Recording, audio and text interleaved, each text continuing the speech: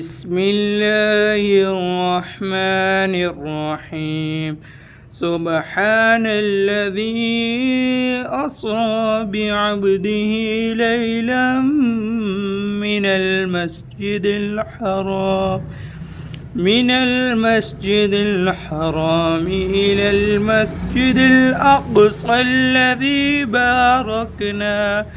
باركنا حوله لنريه من آياتنا إنه هو السميع البصير.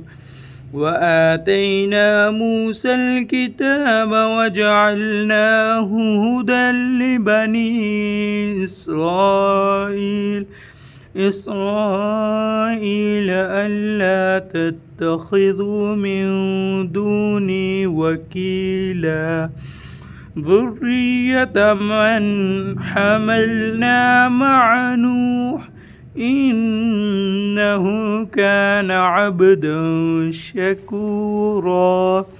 آمنت بالله صدق الله مولانا العظيم.